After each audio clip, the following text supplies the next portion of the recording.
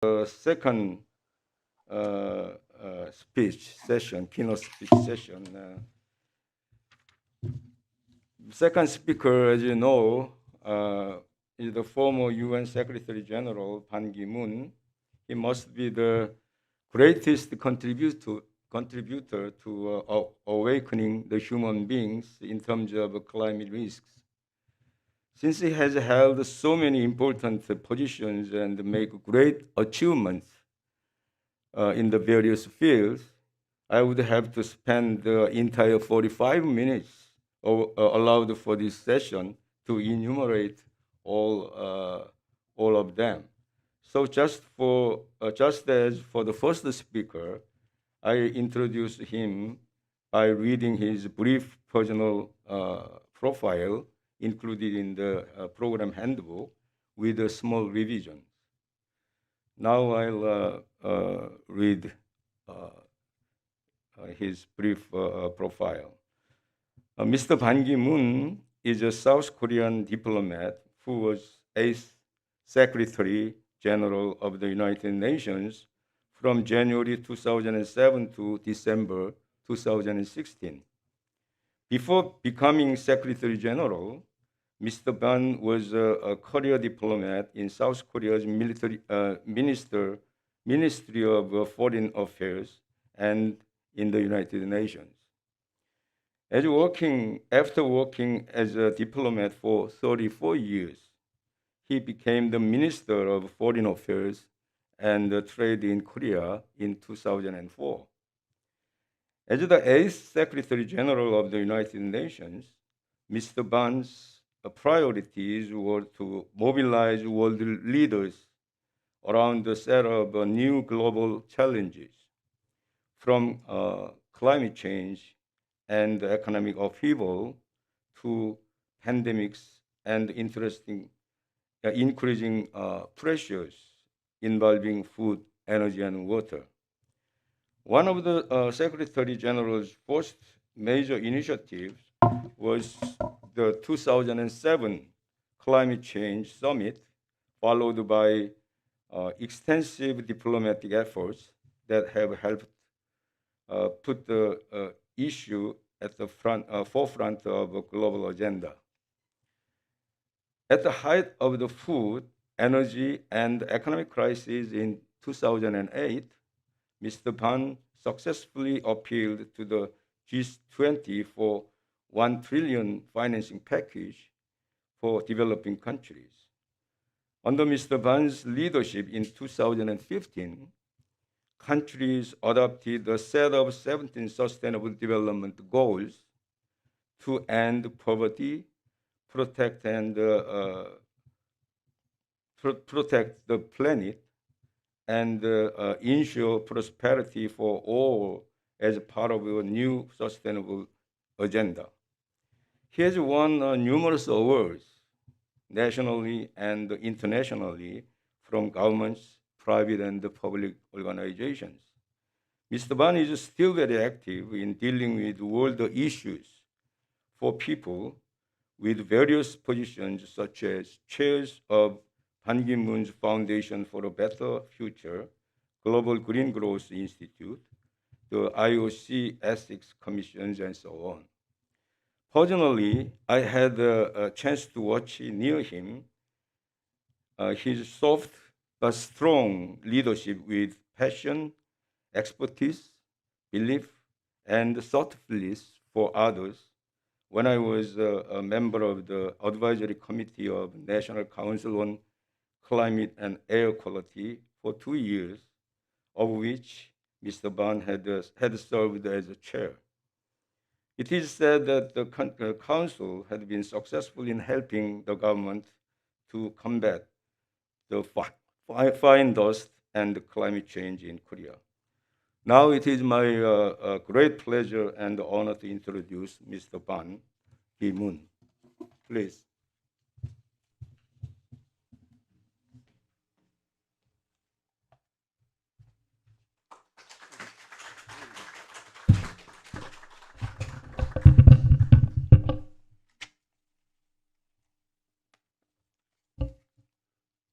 Thank you for your very kind introduction, Professor Emeritus of Dongguk University. And I'm still remembering and grateful for your contribution when I was working as a chairman of National Council on Climate and Air Quality. And in addition to that, you are well respected by many Korean people as well as abroad. And thank you very much for your very kind introduction about me.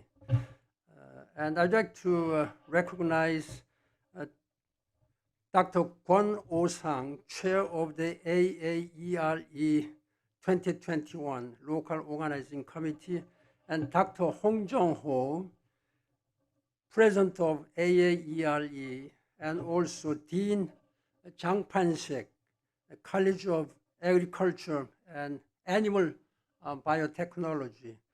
Distinguished guests, ladies and gentlemen, and those who are watching this discussions through Zoom. Thank you very much for your participation. Before I begin, I'd like to get your understanding that since I'm going to speak about at least 20 minutes, let me just take off my mask for clarity of my delivery.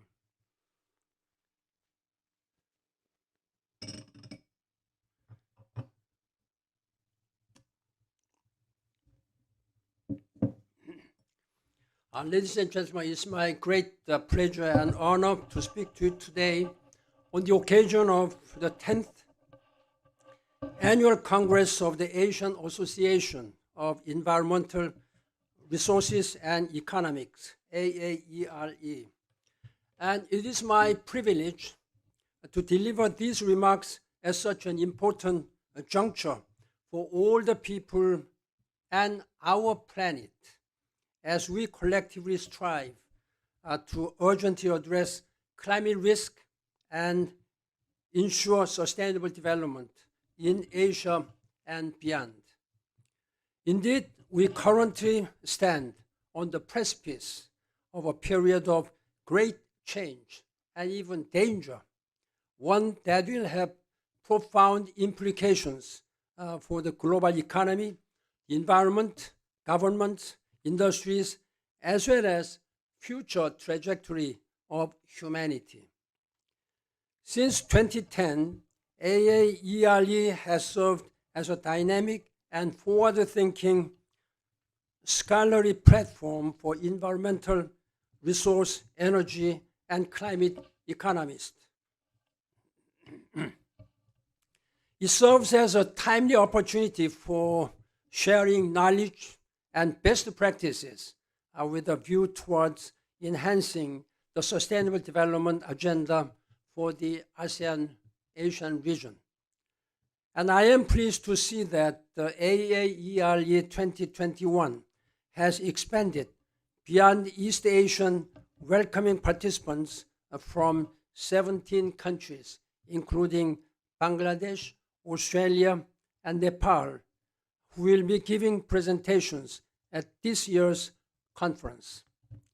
Everyone gathered here today has a valuable insight to share and admirably working to strengthen academic engagement and offer meaningful policy advice to address climate risk and elevate sustainable development.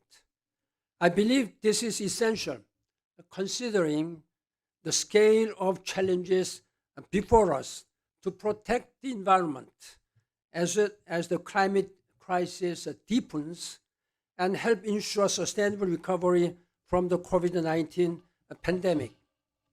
Distinguished guests, ladies and gentlemen, we find ourselves at the center of a variety of converging crises and increased uncertainty. The ongoing pandemic continues to upend our economies, societies, and whole spectrums of our lives. At the same time, our planet is on fire, both literally and figuratively, with the climate crisis deepening as the sea level rise, temperatures surge, floods rage and wildfires burn. COVID-19 and other global crises such as climate change have underlined our fundamental interconnectedness. They have also made it clear that we need global solutions born out of cooperation and partnership to holistically address the great challenges that we face. I'm emphasizing that this is a global challenges requiring global solution. Not a single country, however powerful one may be, however resourceful one may be, can handle this alone. Even United States, the richest and most powerful country, cannot handle this one. China, of course, cannot handle this one.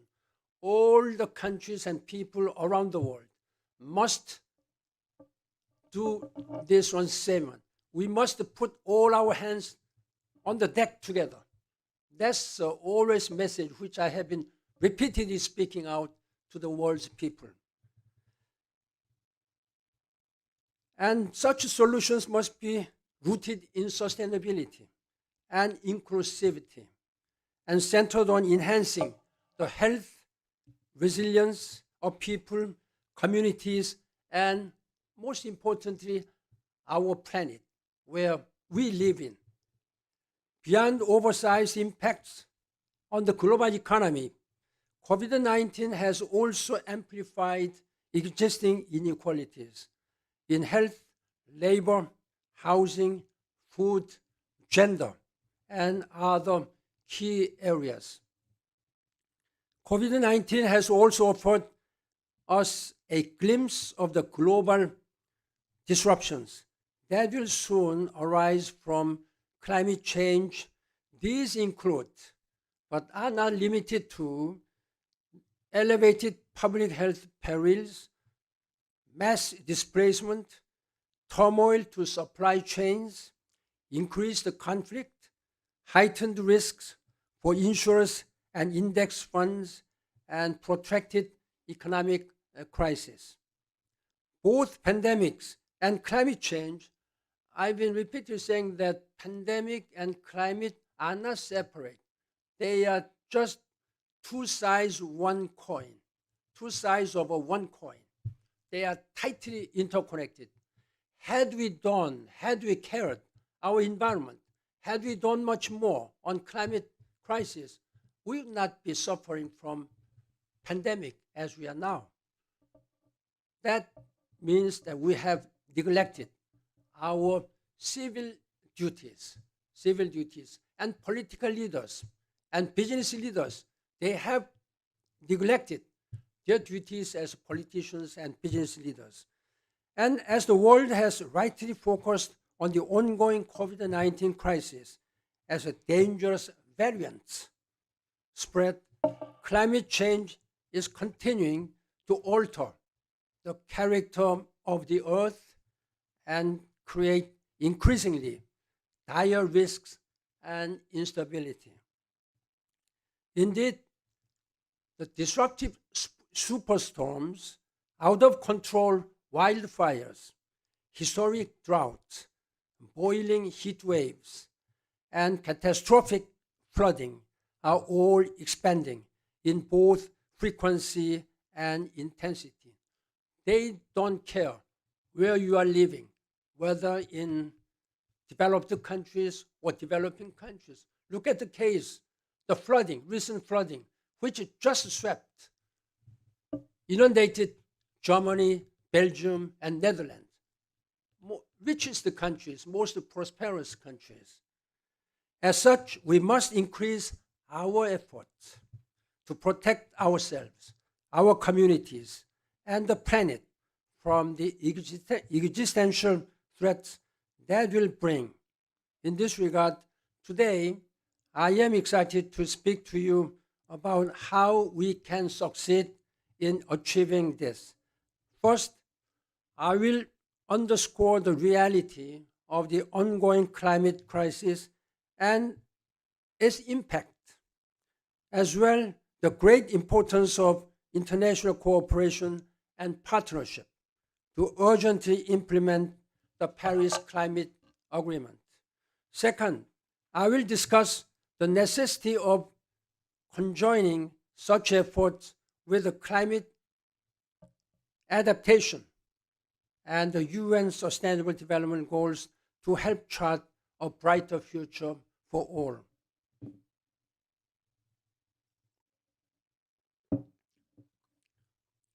Ladies and gentlemen, climate change is fueling insecurity, conflict, refugee flows, and public health risks all around the world. And these threats do not discriminate. All nations are and will continue to be endangered by them as the world continues to warm. As a result of climate change, rising sea levels are an existential threat to many small island developing states, as well as some of the world's most populous and economically important cities around the world.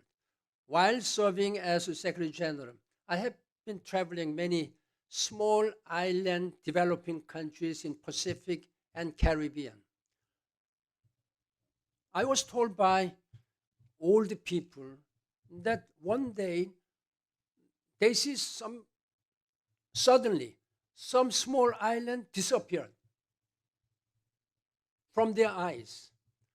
And look at the case of small island Kiribati. The highest point is 3 meters high above sea level. And my car, the car tires was, touching all the waters. It was running on the water.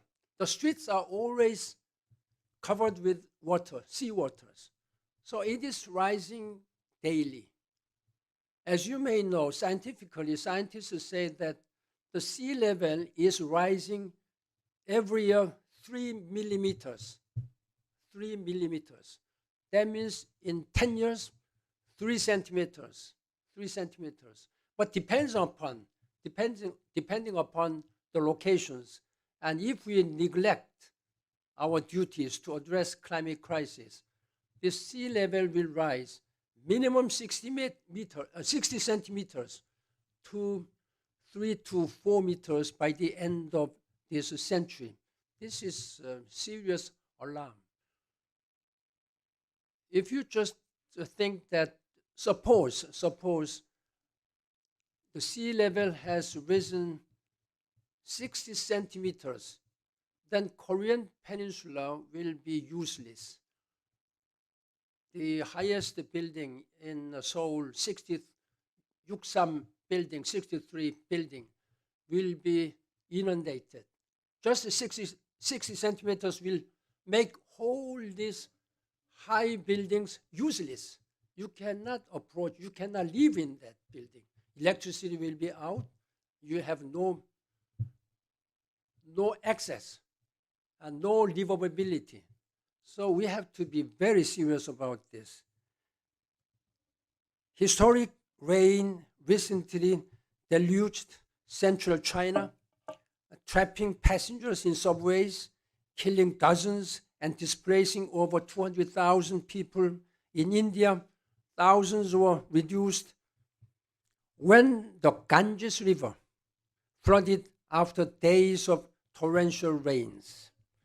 This summer, we have been witnessing much of the Mediterranean engulfed in menacing flames as wildfires burn out of control in dangerous dry conditions in Greece, Algeria, Turkey, Lebanon, Tunisia, Italy, and elsewhere.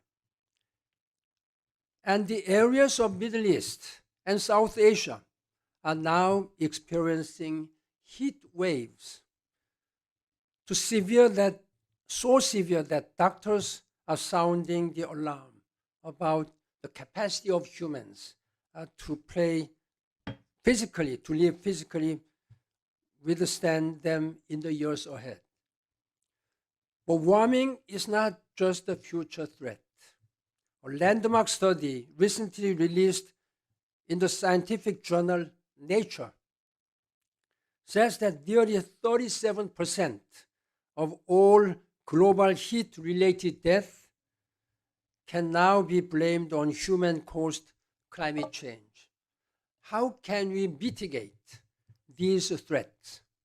Countries in Asia like China, Korea, India, Australia, Japan, or others certainly cannot do it alone, as I said, nor the Western countries such as the United States, European Union, and United Kingdom. What is needed is an unprecedented global effort propelled by multilateralism, solidarity, and global partnership. With this in mind, I'm of the view that we must urgently step up our collective efforts to cut global emissions and implement the Paris Climate Agreement.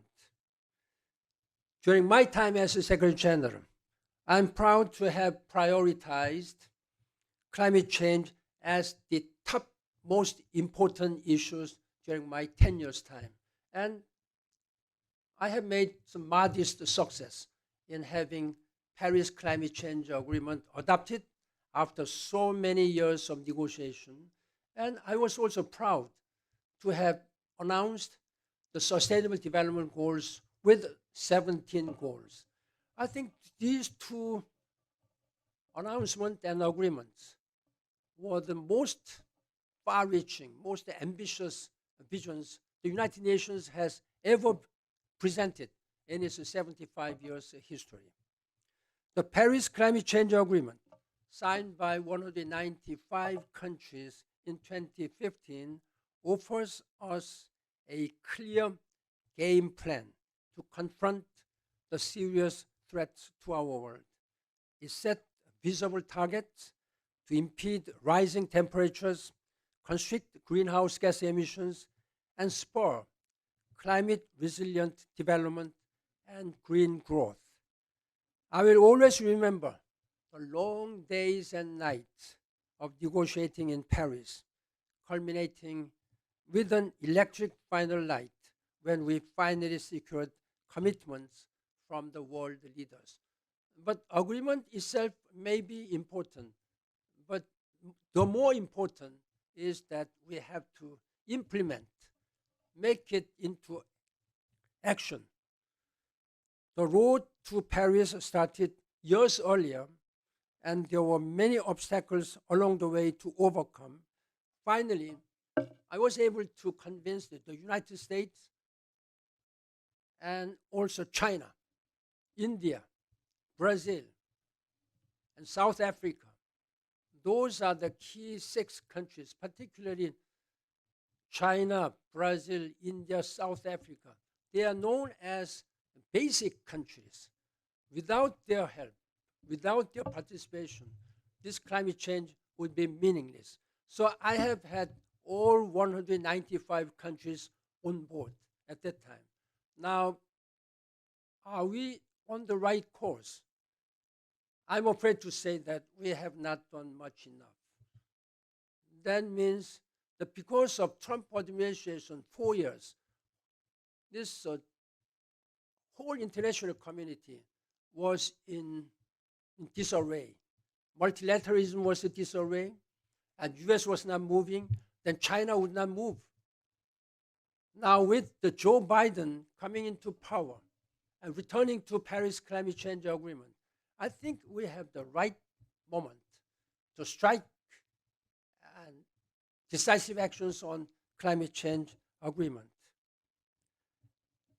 During my time, it will take a long time for me to explain to you what I have done. I have never spared my time. I have never spared any places where I was able to witness myself the impacts of climate changes. I have visited 5 times Arctic regions, Antarctica and Arctic. Would there be any Koreans who have visited at least once? There may be some. I know that the KBS reporter was with me, so he was one. And there are some scientists in Arctic, that is a Sejong scientific base, and also in Arctic region, there are dozen science base.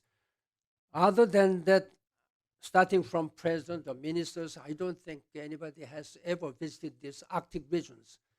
And I have visited the Amazon river basin, where rampant deforestations are still taking place. I visited Kalimantan Mountain in Indonesia. Please go there.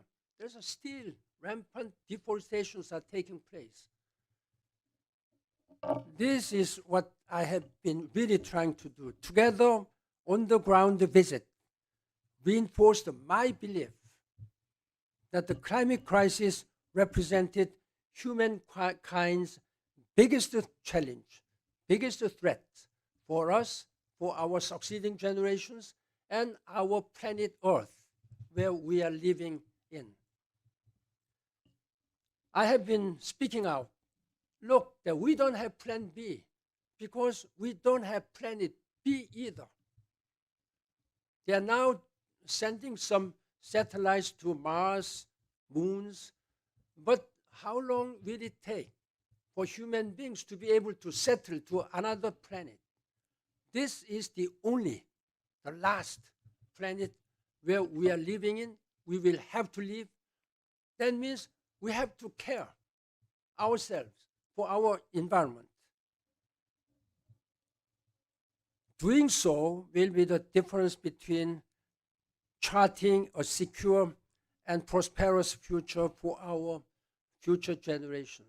I think we have our moral responsibility to make sure that this world is sustainable for our many succeeding generations to come.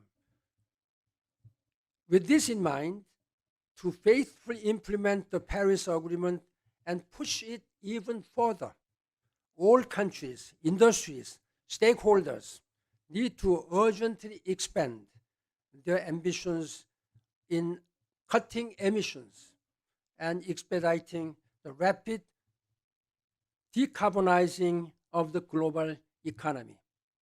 And leading environmental, resource, energy, and climate economists like yourselves, the distinguished AAERE 2021 participants, have a crucial role to play.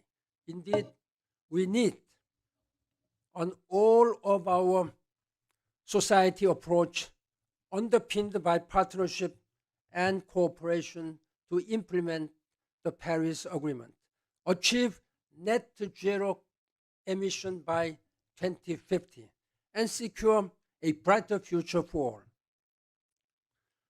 Distinguished guests, ladies and gentlemen, in addition to mitigating climate change and decarbonizing the economy, we must also come together to elevate adaptation. There are two policy issues. One is mitigation and adaptation. I think we have done mitigation some because it has affected us. So we know that how to do it. But we have to have a wisdom to invest for the future. This is adaptation that really makes a lot of difference. How to make adaptation policies much more invested. Now we are spending about less than 10% of our resources and political energy on adaptation, while we know that something flooding happened, then we know that we have to really repair. For that, we have spent almost 90% of resources. But if we are wise enough to invest for the future, then we'll be able to prevent. We may not be able to prevent 100% because this is a nature's power. God's willing. But at least we can make ourselves much safer, much more prosperous if we invest wisely. In fact, I am now currently working as a chairman of the Global Center on Adaptation, headquartered in the Netherlands. And I'm working with the world leaders on this. We are really trying to urge world leaders to be more smart, to be more future-oriented, to invest more resources on adaptation.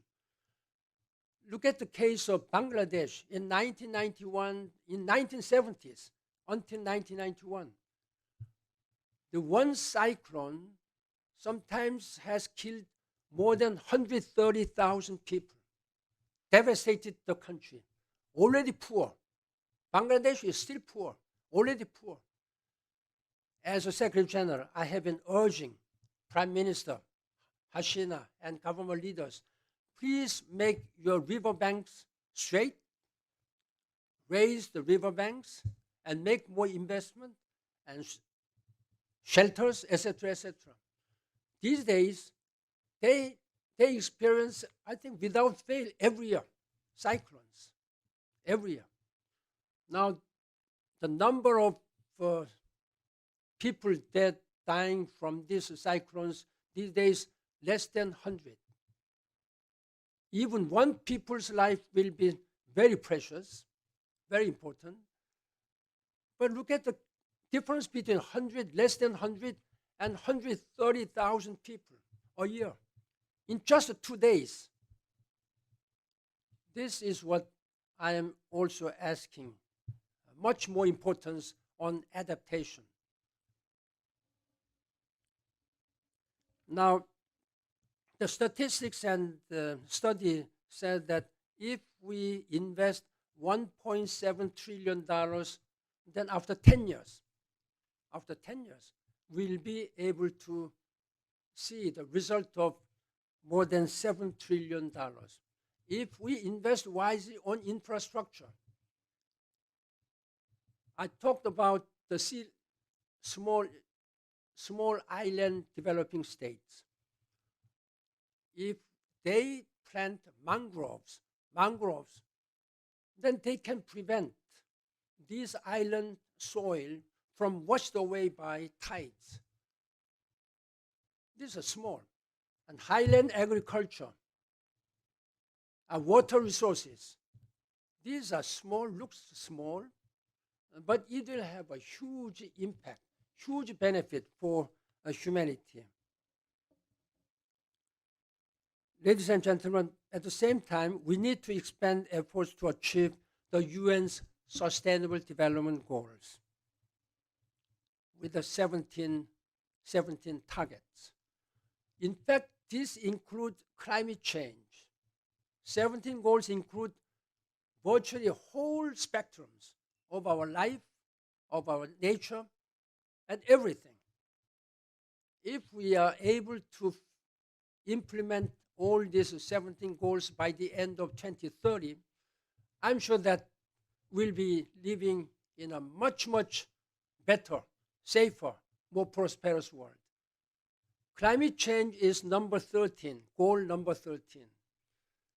When we were negotiating these Sustainable Development Goals, because of the importance and urgency, we just took out climate change issue and had the negotiations. Of course, everything was negotiated, but treaty-based agreement. So this is a treaty. This must be implemented, while all other 16 Sustainable Development Goals may be regarded as a political declaration, like plans. Plans can be implemented or sometimes not. Korean government has been making in the past 5-year socio-economic development plans. Each 5 years, every 5 years. That has made South Korea much, much prosper economically, socially. But that was not the laws. They were plans, political decision. But climate change agreement, Paris Agreement, is the treaty. That's a must. You must fulfill this one. But unfortunately, people do not understand. And leaders, political leaders and business leaders are not doing much enough on this matter. Now, nearly 6 years since their adoption, the SDGs have made tangible progress on bettering maternal mortality rates, combating poverty and hunger, and improving quality of water and sanitation. These are something which we can be proud, but much, much more needs to be done. The SDG 17 highlights a partnership. What I'm also asking is that you have to render all your hands, all your time and energy, resources to make sure that all these climate change agreement and sustainable development goals are implemented by 2030. Indeed, we need, as I said, an all hands on the deck approach, where everyone joins together in partnership to synergize ownership, participation, and vital involvement from all people and all sectors of our all societies. Additionally, they can help bring all nations and people together in cooperation and partnership to chart a more sustainable, inclusive, resilient, and prosperous future.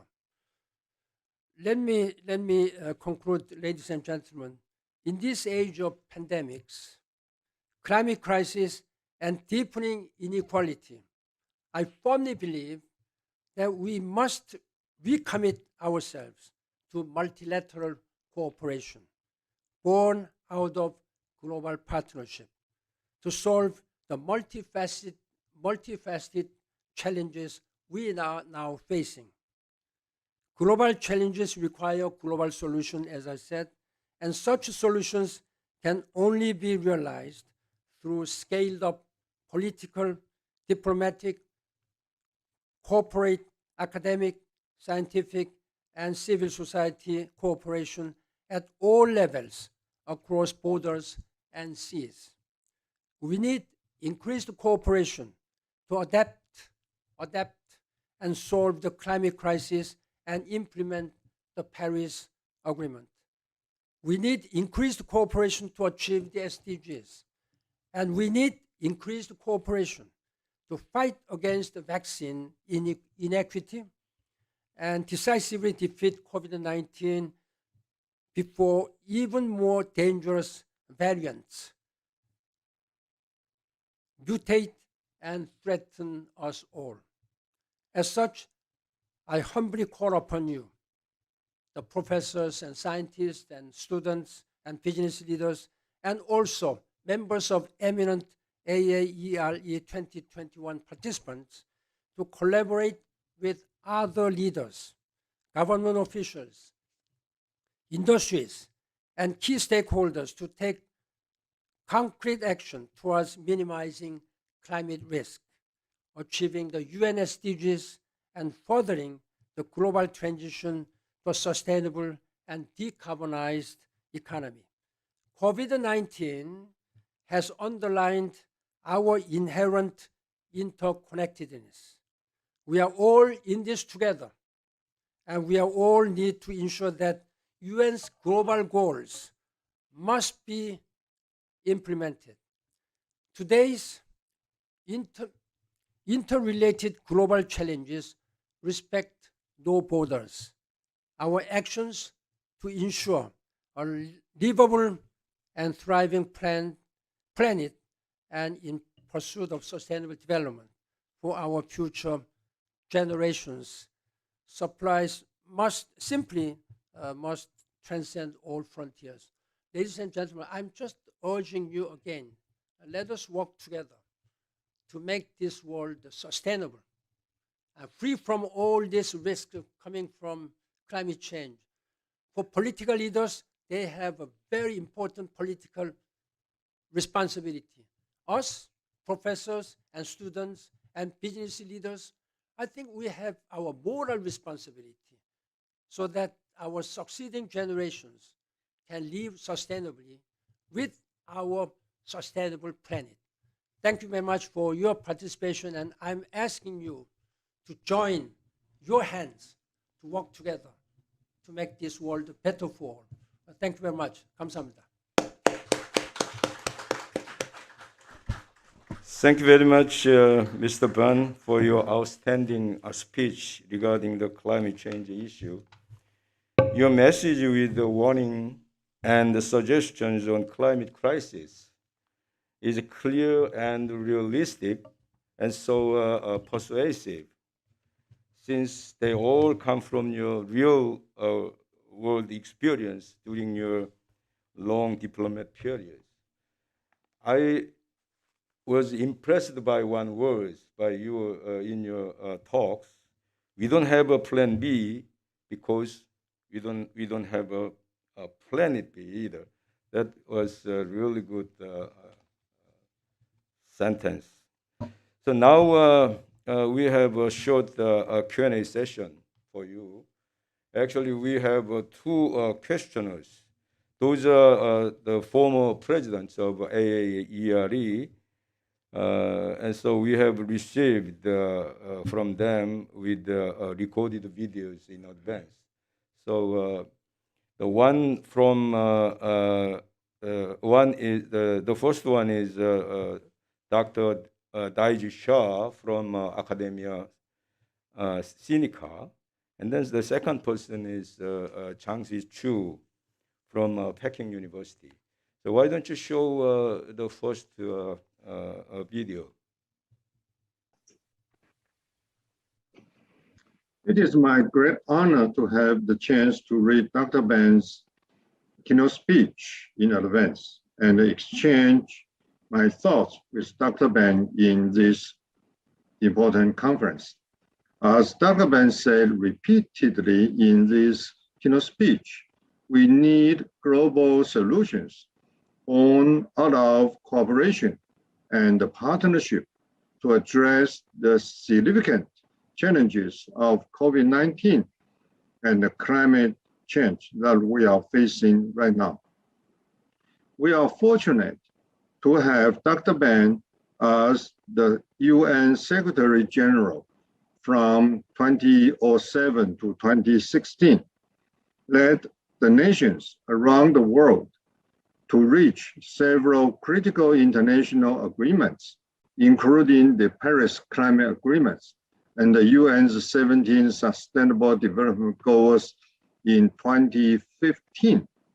However, the very nature of climate change as a global and intergenerational public externality makes signatory countries reluctant to implement these international climate agreements. Just as Dr. Ban has said in his speech, the just released UNIPCC climate report paints a devastating picture of a worsening global climate crisis that is now inevitable, unprecedented, and irreversible. My only question is that how to make or induce all countries, industries, and stakeholders to cooperatively expand their ambitions in speeding up the rapid decarbonization of the global economy to meet the goals of zero net emissions by 2050 and no more than 1.5 degrees temperature rise under the Paris Agreement. This is also a question that we all environmental economists should think real hard to find solutions. Thank you very much. Please make a comment on his question. Just one Thank question. you, Professor Daiji Shaw, for your very important questions. You mentioned that the IPCC has made a recent report. That was, I think, last week. It's much, much more alarming among so many IPCC's assessment report. This is a special report. The gist is that, the question is that while we have been striving to limit the global temperature rise below 1.5 degrees. But at least by 2050, the discovery, scientific discovery is that already 1.2 degrees has already risen. That means we have less than 0.4 or 0.3 degrees left. Can we do that within 30 years? This is really very difficult challenges. And we have to listen to the recommendations and findings of scientists. There was some skeptics on climate issues at the level of political leaders, even business leaders. But the science has made it now abundantly, completely clear that climate change is the one which is now affecting our lives and planet Earth. Therefore, we have to do all the best efforts to meet the target of 2050 net zero. Fortunately, there is a big, much movement rising among developing countries. There were at least 120 countries who declared their readiness to realize carbon neutrality by 2050 during Spanish Madrid COP meeting just 2 years ago. But there are not many countries who have really clearly politically declared. Like the European Union, they are ready. United States, Japan, China has done it by 2060. And Republic of Korea, the President Moon Jae-in announced on October 28th last year that Korea would hit the target, meet the target of carbon neutrality by 2050. When I was a chairman of National Council on Climate and Air Quality, I made the strong recommendation at that time that we must meet the deadline by 2050 of this carbon neutrality, as was declared publicly to the world. Now, frankly speaking, I am very much concerned by the decreasing will of the Korean government and decreasing will of the world's people.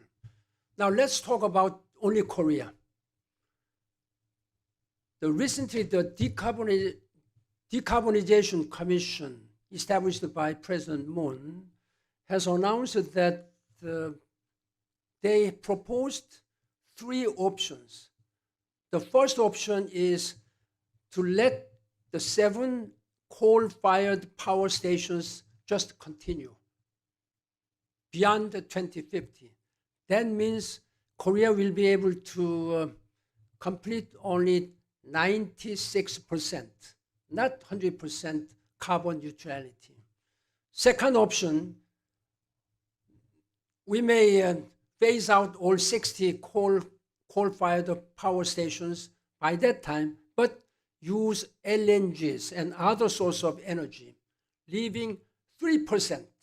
That means 97% will be able to. Third option, of course, zero emission by 2050.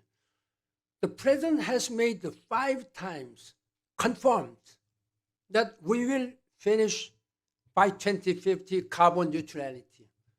First, he announced on October 28 last year. Second, he reaffirmed during his participation in President Biden's Earth Summit on April 22nd. Then third, he announced once more during P4G Summit, which he hosted himself in Seoul, where many world leaders participated. Then fourth, he announced in his summit meeting with President Biden in Washington in May, And in June, he announced again during G7 summit in London. 5 times, President has announced that we will hit the target. Now the Commission, Carbon Neutrality Commission, established by the President, has announced 3 options. Most probably, I'm afraid that they may choose from A or B, not C. This is what I am deeply concerned. And then this carbon neutrality by 2050 is something which will go through 6 more presidencies in Korea, starting from next year's election. The 6 more presidents must have as strong as commitment as had been already announced by President Moon. But from the beginning, now I'm afraid that we are just losing our commitment and passion. This is something, but Korea has been regarded as sort of one of the climate villains. 기후 악당 in Korean. This is a shame. So I'm urging again, I think academic institutions like yourselves should really speak out and make sure that political leaders keep their promises and make sure that 120 countries who have expressed their willingness to do that meet their target by 2050. Then otherwise, we'll have no hope. By the end of this century, the scientists are warning that the sea level rise will go up to minimum 60 centimeters to 4 to 5 meters. That's the end of our planet, end of our lives. That we must make sure that this must be done. And I really count as one of the citizens, global citizens, I think you have to raise your voices, challenge your political business leaders. I was also concerned that the business communities have been raising concerns that that's too high. That's too high for them. But we have to use all possible resources, energy resources. We have to really use all different reasonable energy mixes. I'll stop here because there may be some other questions. Thank you very much. I think Dr. Shah, I'm sure he is satisfied with your comment. And the second person is from Peking University, Shichu Chang. Please show us the video. Your Majesty, this is Zhang Shiqiu, a professor at Peking University, China. Very much appreciate for sharing your insights regarding the global sustainability. If I may, I would like to ask you questions and would like to have your comments on the following. It is likely that COVID-19 impacts and recovery will last far longer than we thought. What would you comment on the key obstacles for global green recovery, and what are the most important and fundamental issues needs to be addressed? The newly released IPCC report stated that the Earth is warming faster than previously thought. Based on your observation on global collaboration on COVID and climate change, could you please comment on the current failures of global governance to address those global threats, and how to improve the global environmental governance to address the global actions on mitigation and adaptation? Thank you very much. When it comes to global governance, I think we have already established a good global governance. We have climate change, Paris Climate Change Agreement. We have 17 Sustainable Development Goals, and many governments have expressed their willingness and strong political will to address this climate change. Now, on top of all the difficulties, COVID-19 has made really upended whole spectrums of our life. COVID-19 is now regarded as the most pronounced global challenges in socio-economic, political, health, and all the areas of our lives. So this is a real crisis, which many experts say that this is the most serious, worst crisis since the global depression. Global depression. So we have to be very careful to address, first of all, this COVID-19. Because of the COVID-19, this world has become even more difficult. For example, some statistics have been already announced that the United Nations estimate that more than 225 million people have lost full-time jobs around the world. Korean is no exception. More than 155 million people are now feeling insecure in their economic situations. And there is still, the serious problem is the number of people on the abject poverty line. What is abject poverty line? Is that according to World Bank, a person who lives with only $1.90 a day, that means with just 2001 in Korean currency, you have to live a day. Your 3 meals, your transportation, or water, whatever may be. There are more than almost 700 million people who are living on the abject poverty line, according to World Bank. This is a huge challenge, gigantic challenge to meet the target by 2030. This SDG has made it clear that by the end of 2030, there should be nobody who will suffer from this abject poverty. There should be nobody who should die from preventable diseases. We have made quite significant progress in medicines, but there are still some diseases which cannot be prevented. But there are most of the diseases, most of the sickness can be prevented. So I'm now talking, UN is talking about there should be nobody who can die, who die from preventable diseases.